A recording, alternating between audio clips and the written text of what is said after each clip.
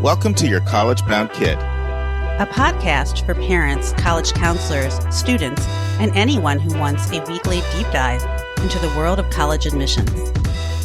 My name is Julia. I was an admission officer at Haverford College, an outside reader for Emory University, and I currently work as a school-based counselor at a school in Massachusetts.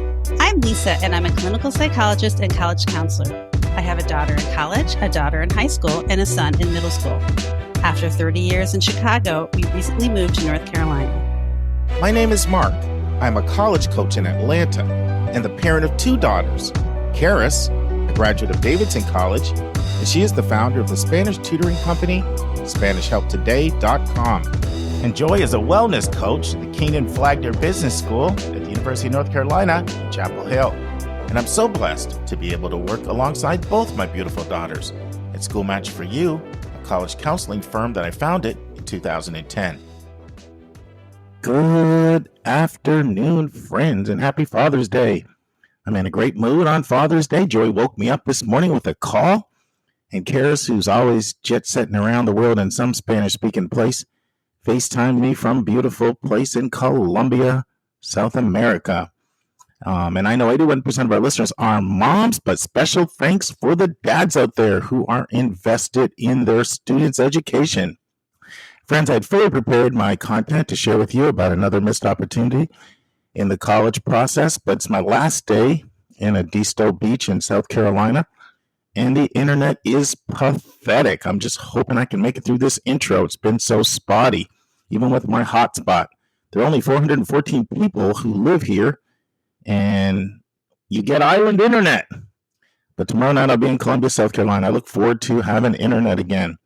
I've been meeting my students, and we've had to convert our Zoom calls to phone calls, or in some cases we stay on Zoom, but we mute Zoom and talk on the phone. So I couldn't record that segment I wanted to record for you, but we have something else in place that I think you're going to like. You may remember I asked our listeners who have learned something, having been through the college admission process, if they would share it so we can all benefit by going to speakpipe.com/YCBK. And I'm going to share a couple of the insights from our listening family that came in from parents, things they found help them in their search with older students who have been through this college process. Then we have our third and final interview in the trilogy of interviews Julie and I did with Michael Keaton, the VP of Enrollment at Ursinus College. And the topic is the importance of fit when selecting a college. Before we get into our content for the day, I want to remind you our webinar on how college admission offices evaluate homeschooled applicants is on for July 16th, 8:30 Eastern, 7:30 Central, 6:30 Mountain, 5:30 Pacific. And you sign up by just going to yourcollegeboundkid.com/events. You don't have to worry about being on camera with our new webinar format. Last time I checked, we were over 60 who had signed up, so spread the word. And if you have any questions about anything related to money when it comes for paying for college, we've got a second webinar. That's also up on our events page. It's with Matt Carpenter, the founder of College A Pro.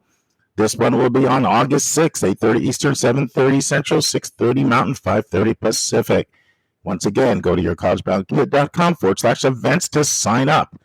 And you're really going to get a lot out of either of these, so I strongly encourage you to sign up.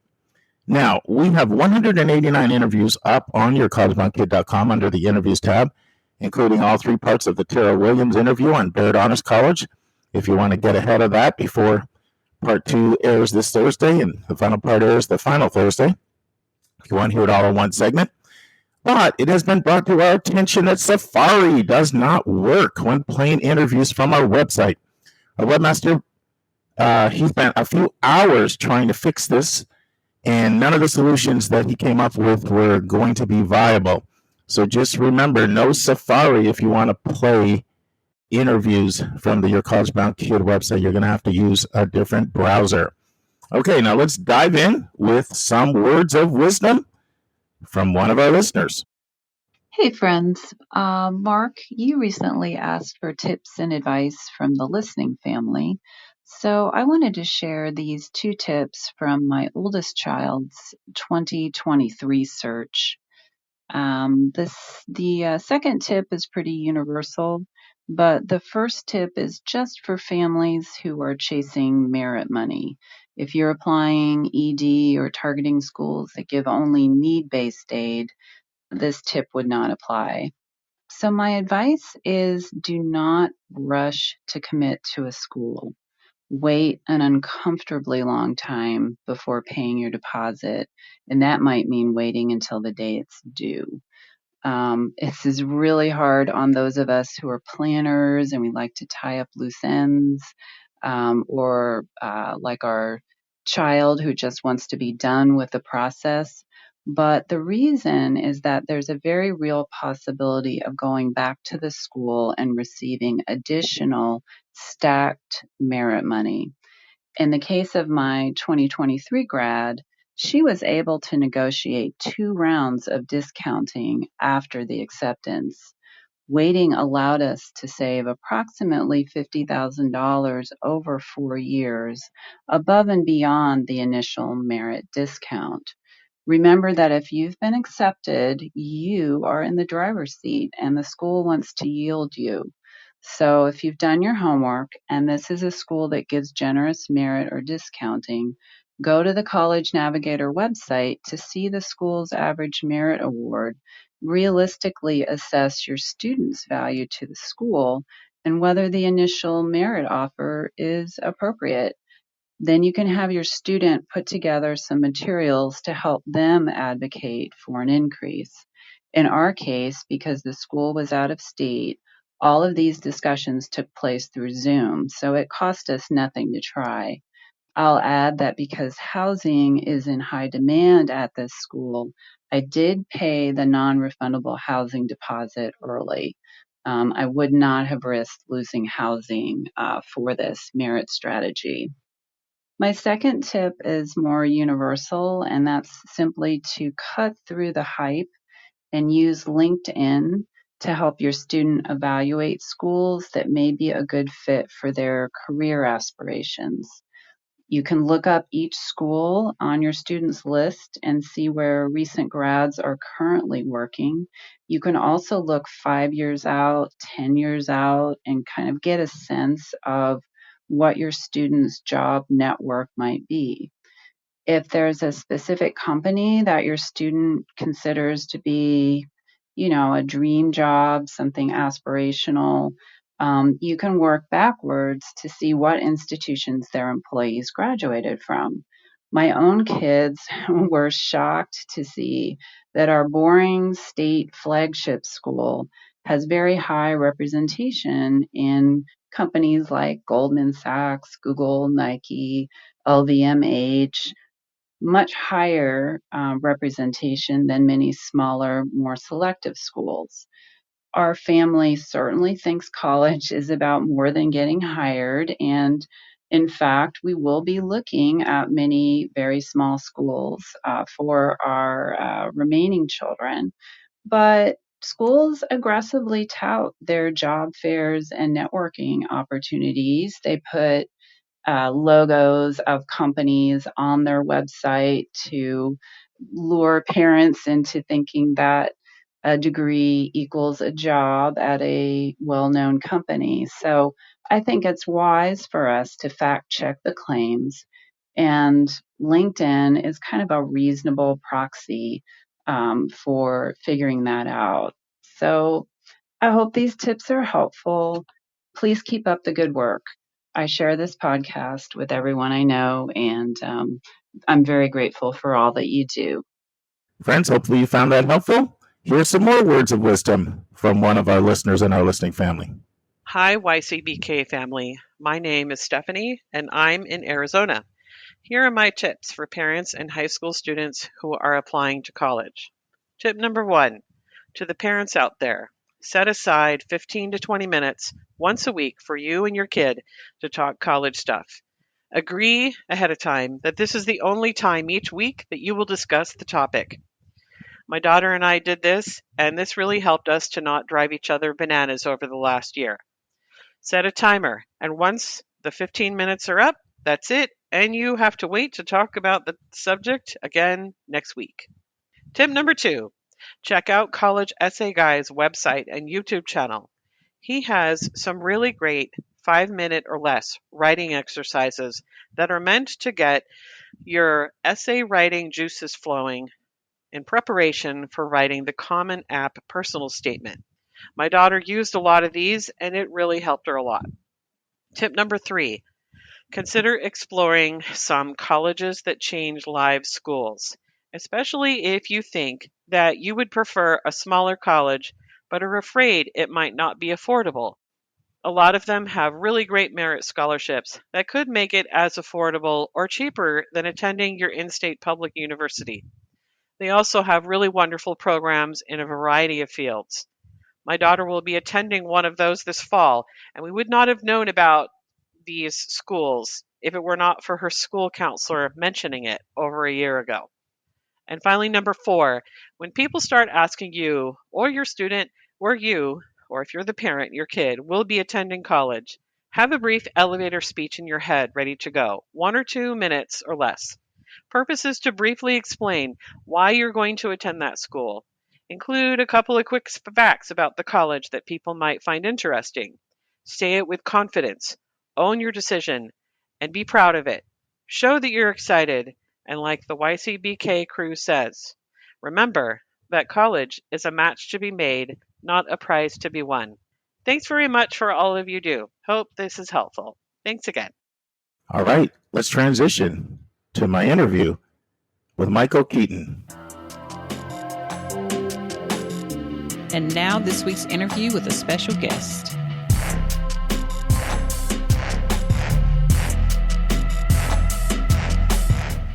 Friends, Julie and I interviewed Michael Keaton for the third of our trilogy of interviews we did with Michael. The first one was on problems with the new FAFSA. Then he did a spotlight for us on Ursinus College. And now Michael is talking about the importance of balancing fit with selectivity when selecting a college. Now, friends, Julia was with us on the interview, but she had a bad computer and her audio dropped. So you're not going to hear Julia. You're only going to hear Michael and I, but we do refer to her a few times. If you're wondering, where's Julia? Blame it on a bad computer. Michael talks about the importance of fit when selecting a college, but then he makes a startling statement. He says, we all talk about fit, but we don't really believe it because we send contradictory messages. Listen to his take on that. Michael talks about a great strategy for students to take when they are in high school. Michael talks about the pressure colleges face to look very selective. Michael talks about whether he feels families put too much emphasis on selectivity. Michael has a great analogy involving Rolling Stones magazine. Michael talks about how mass media covers college admissions. And then Michael has a second great analogy, comparing selecting a college to buying a house. It's a one-part interview. Listen and enjoy on this Father's Day. Let's transition to a completely different topic. It's a very important topic. It's selectivity and fit. So, and I think Julia would agree with this, most families say they want both selectivity and fit, right? Like they want a college that doesn't admit anybody. We oftentimes in counseling will hear that, oh, they accept everybody. School people don't like that. They want to sort of feel a sense of pride of where they're going. But I'll just succinctly describe fit as they want their kid to have a good experience. So you've worked at a lot of schools. What have you learned of this whole selectivity and fit topic, and what advice do you have for students and parents about selectivity and fit? It's interesting because I've had this conversation with many folks over the years, and thinking about my own personal college search, and then comparing and contrasting that with working in the field. And I didn't know what I was doing. I only applied to 5 schools, and of course I was thinking about fit. I don't think I had that terminology in my vocabulary yet, at least when it relates to college, but I was certainly looking for a place that I was going to enjoy, right? No matter how you want to define that. Now, working in the field, it's one of the main buzzwords, fit, talking about. And I think we're really good as an industry of both college counselors and college admission folks and even independent counselors. We're good at talking about fit. I think we don't always really believe it. You know, we're good at reciting it. It's kind of like on Total Recall. But then we also say things like, this student got into school A and school B. I can't believe they chose school B when they could have gone to school A. Or, they got an offer from this school in this prestigious athletic conference. Why did they go to this other place, right? And there's a number of reasons that students make all different kinds of choices, right? So, and then even the concept and the idea of fit, I think, is one of extreme privilege, because a lot of times fit, if you get too fancy about it, it's just like, well, this is where I have access to, this is where I could get in, this is where I could afford, that's the fit, period. Doesn't matter how much I like it, or it doesn't matter what kind of clubs or activities they have. It's like, this is what's available to me. And then when you bring in the selectivity piece, we know that the national admit rate it's over 60% every year, hasn't dropped below 60% in at least 20 years, if ever. I haven't done too much research beyond that, right? So most people are getting into most of the places that they're applying to. But then when I do junior college nights or any kind of engagements where folks are just getting started with the college search process, one of the things I like to bring up is that, even now, less than 40% of adults age 25 or older in the United States have a bachelor's degree from anywhere. So everywhere is elite.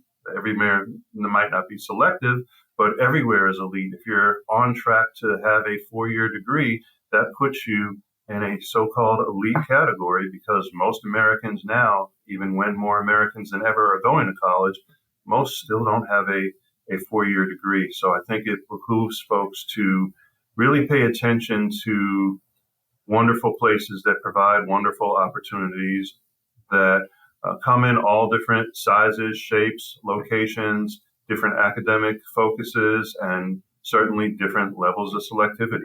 The Ursinus is the 5th college or university that I've worked for, and they've all had varying degrees of selectivity and different kinds of setups, but they're all really wonderful places that have really great outcomes and provide really great experiences for the students who attend them. I asked Michael about Northeastern and how it's changed since he left. And how does that change factor into this discussion? I don't remember exactly, but I'm pretty sure, and I was only there a year, so from like 2000 to 2001 when I left, but I'm thinking it was somewhere between 60 and 70%. But whatever, it certainly was way higher than it is now, and nowhere close to sub 10%. But it was a great place then, and it's still a great place now, right? So the selectivity didn't make it great. I think it made it more popular, right? And popularity is what helps drive selectivity in many cases. But it was a great place when it had a high admit rate, and it's a great place that has a low admit rate for some people. Not a great place for everyone. But any place that's a great place is not a great place for everyone. Right? That's why it's great that there's so much variety out there and all different kinds of institutions out there. And it's about finding what are the places that are going to work for you as an individual student. So you can have the best academic program ever. If you want to be a philosophy major, and so this is the best philosophy program ever. But if it's on a rural campus and you know that you need to be in a big city, it doesn't do you any good. You have to find a place that, as much as you can, that hits on all the different things that are going to make it a good match for you. I think that for everyone, when you're thinking about going to college and thinking about the journey, I always like to tell students to, even before getting into high school, at the very beginning, just being intentional about how you push and challenge yourself. So I think that a great strategy to take is push and challenge yourself and take on as much as you can handle. Now, how do you define that? I think that's different for every student. For some students, it may be they're used to being a straight A student, and anything less than that is not going to be great. All right, well then take on as much challenge as your school offers where you can still get straight A's. For other people, it may not be about that at all. They might not care about the grades, but they just love the learning so much, and they want to take all the hardest courses because that's where they learn, right? Some people might be a little bit in between. But the reason I say that is I think it's best to approach the process so that when it is time to apply, you want to be in the best position to have the most options available, right? So that includes, being a reasonable candidate or a strong candidate for colleges that are on the higher end of the selectivity spectrum. Now, it may turn out that you're not interested in those places and there are other places that are a better fit for you, and that's fine too. But I think it's just the best if you have the most options available to you on the table. It's never going to be completely in your control.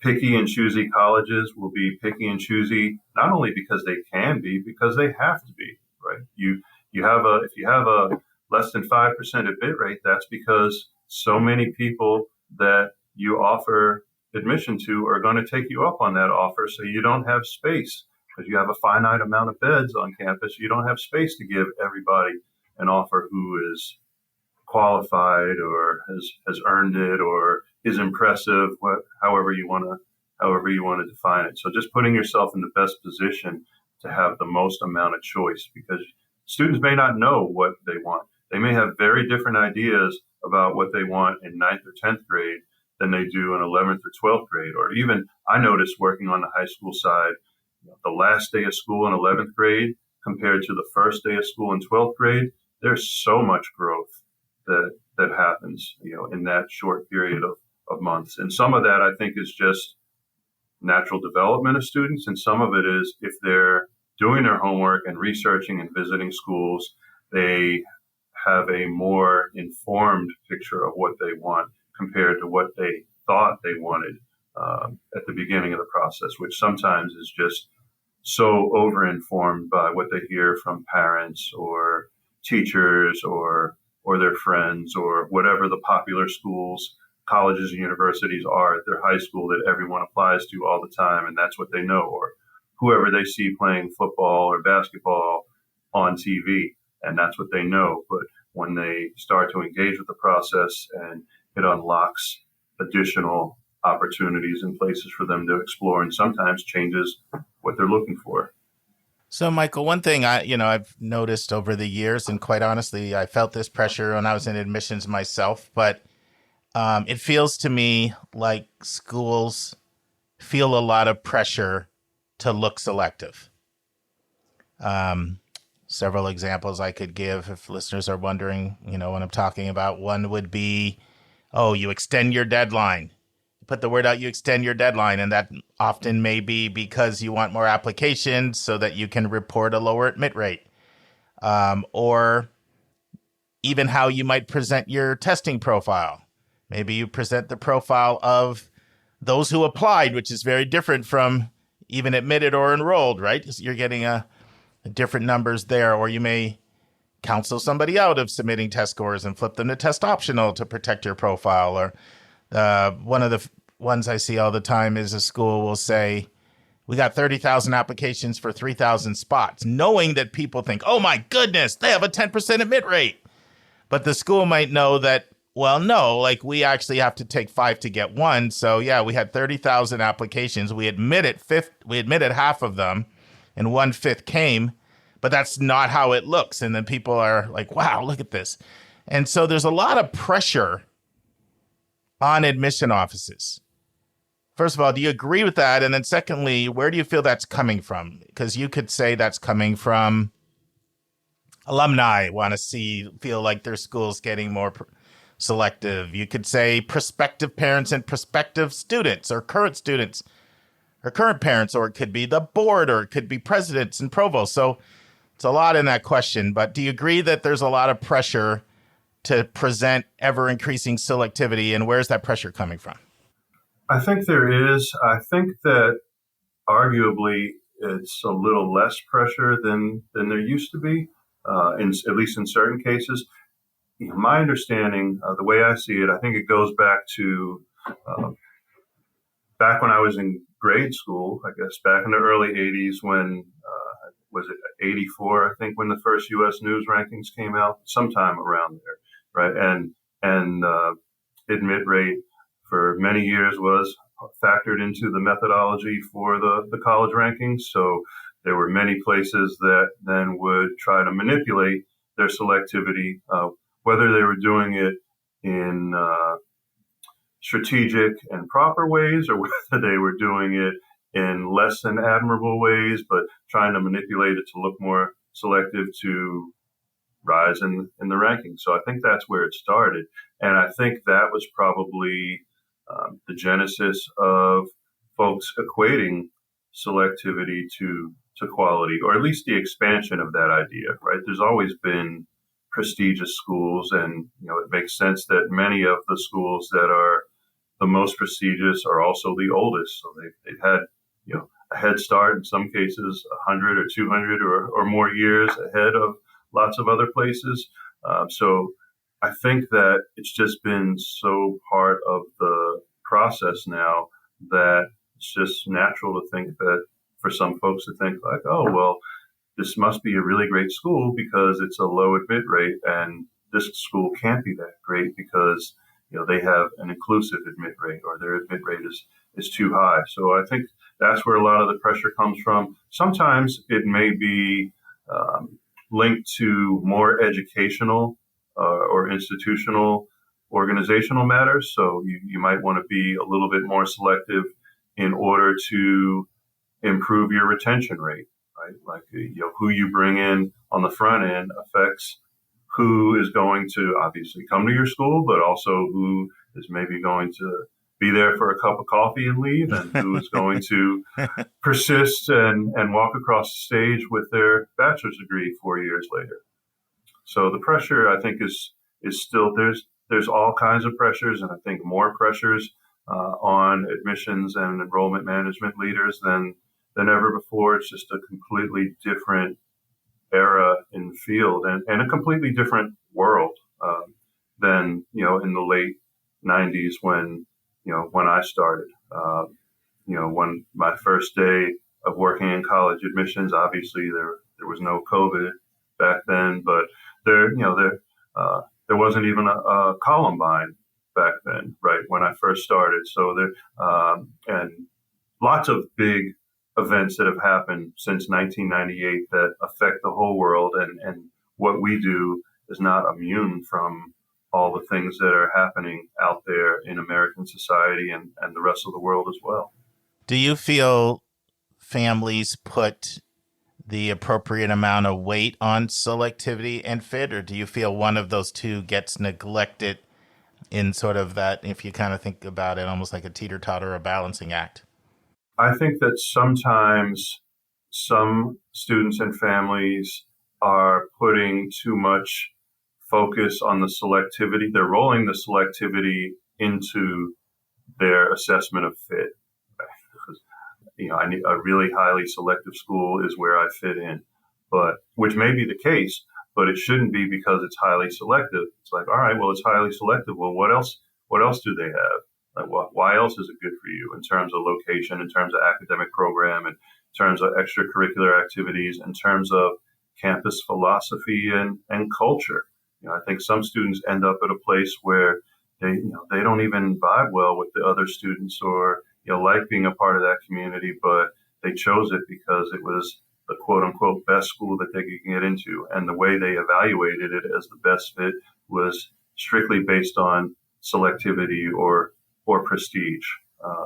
So I think it's really important to, and it's interesting because you see this sort of breakdown, and it sounds and seems so illogical, but it's often something that is done by folks that are in many other ways and every other way, smart, logical, really successful, highly opinionated, and can think of their own thoughts and ideas. But when it comes to this process, then I think sometimes folks are just listening too much to what someone else is telling them, looking at rankings. And Julia knows I'm a very opinionated person, but I can make my own opinions. I don't need any organization to tell me what are the best colleges. I know, there's certain colleges that I really like, and there's some that I don't like, but that's based on my own investigation and thoughts and feelings, and certainly learning a lot about a lot of different places. When I was on the high school side and would have 100 to 120 schools visit me every year, but I don't need a list. We would, if you're a music fan like I am, you would never just say, well, Rolling Stone has been this important music magazine for popular music, so whatever they say are the best 50 or 100 albums, I'm only going to listen to those because they're the best. That sounds not like an approach that one would take, right? But essentially, when it comes to colleges, that's the approach a lot of people are doing, in part because most of the coverage of admissions in colleges and mass media, it's certainly over-focused on a few select schools, and they happen to be some of the most selective and popular schools for folks to apply to. So it gives a distorted sense of what the actual field is like in totality. I have a great story to kind of reinforce what you're talking about. So I had a student that came to me within the last 12 months wanting to transfer from Grinnell College. And this student had come from a very large city, a very urban student. They're also, they were very progressive. Like they weren't going in they didn't want to be around a red state environment. And Grinnell's a great college. I have other people there thriving. But this student hated it. Hated it. It was too much in the middle of nowhere. They were dying being around those cornfields. And they found it was way too much of a red state, even that Grinnell itself wasn't. But as soon as they went out in the surrounding area. And the reason why I bring it up is they were so negative about everything that I said to them in our first or second meeting, I said, can I ask why you picked it? And the student said it had an 8% admit rate. And I just felt such an honor. How can I turn down this school that only 8% of people get in? And I think that's an example of the kind of thing that you're talking about. It is a great example. And then I've also been thinking recently, though, that there's some schools, though, that because we've been in this sort of world since the 80s or so, that the rankings almost don't matter anymore. Certain schools have a reputation that people are going to like, and it doesn't matter where they're ranked. So like when I was on the high school side, somewhere like Brown, for example, always really highly ranked, but I think it was usually sort of like in the mid-teens or so, but its value to my community was way higher than that.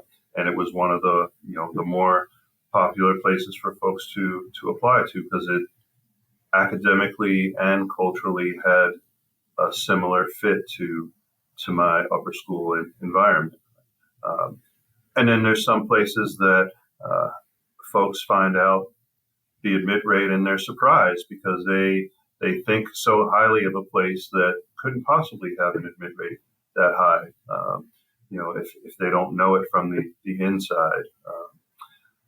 So it's just, it goes back to the idea of each student just doing their homework to find out what's going to work for them and the ways that they need a place to work for them. And every student will have a different definition of fit and have different pieces of fit that are important to them in different ways. But it's just finding out what works for you. We don't all have to have the same kind of places that we go to. There's thousands of choices out there. So there's multiple, not just one fit, but there's a lot of different places that would be a really good fit for students. You just have to put in the work to find them. Yeah, I tell families nothing's wrong with selectivity being a very important component of your evaluation process. I just don't like it being the only thing, Yes.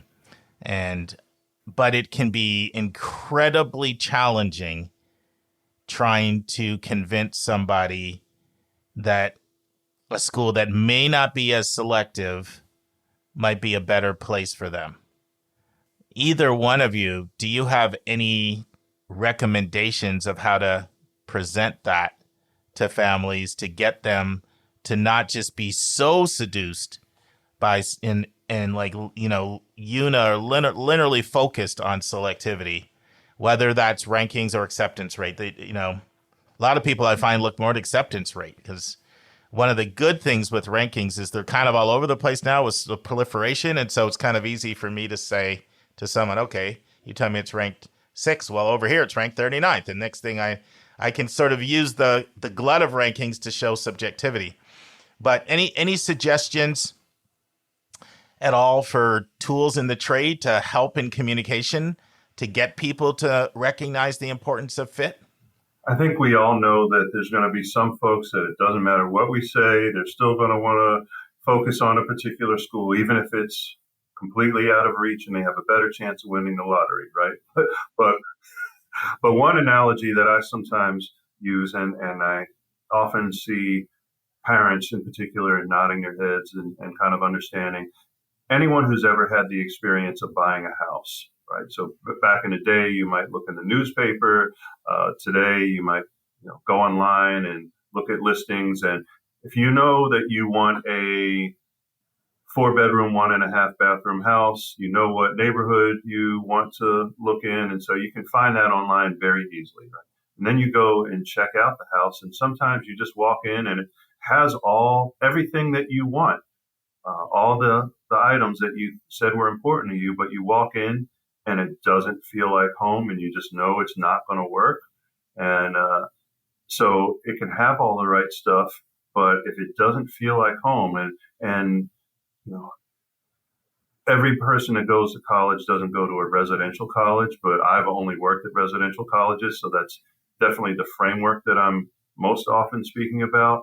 And so the academic program is part of that, but it's also finding a home, right? Finding a home for 4 years or sometimes more than that, depending upon the way a program is set up.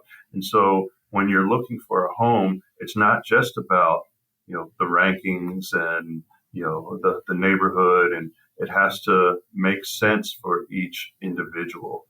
So that's an example that I've taken to using that I get some traction sometimes. Everybody still doesn't always buy into it, but that's the thing that I use that seems to work the most. And I'm glad you said that, because the more I'm in admissions and the more I've just been in communication, I realize the power more of an emotional argument over a rational one. And I use analogies, and so our regular listeners know I like to use the analogy of putting on a pair of shoes.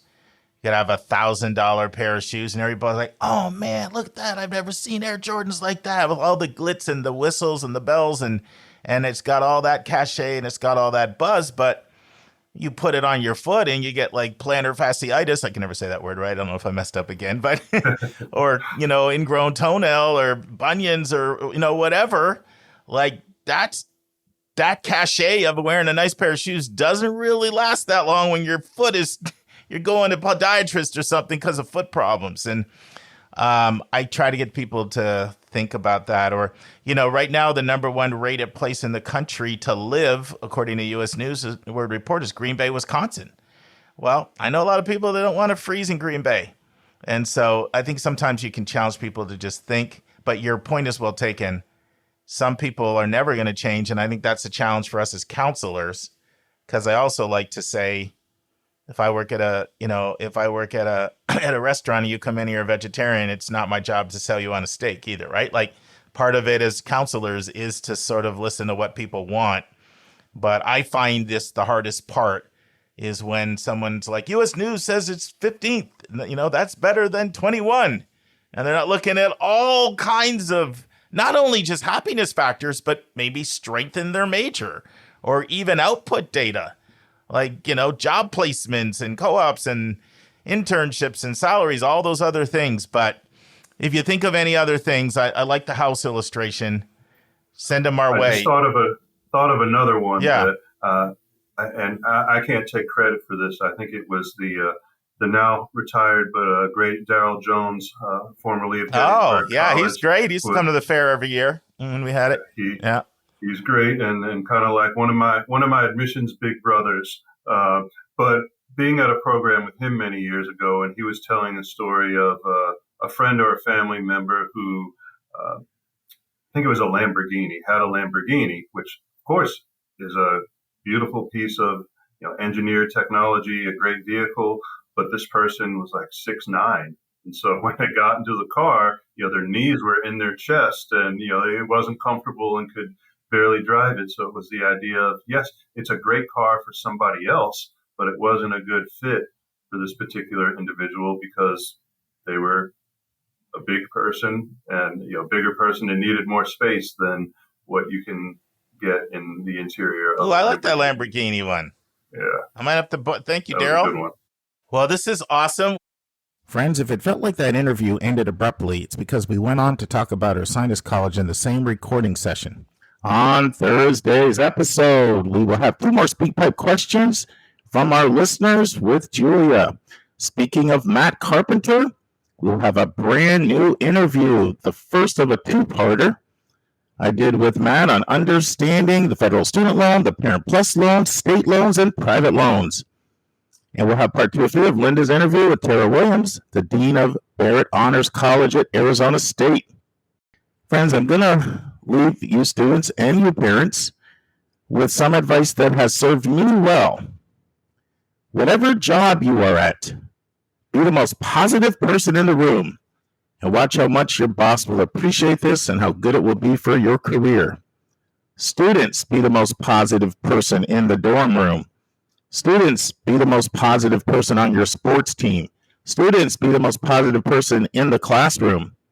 All right, friends, see you on Thursday. And once again, happy Father's Day. And that's our show.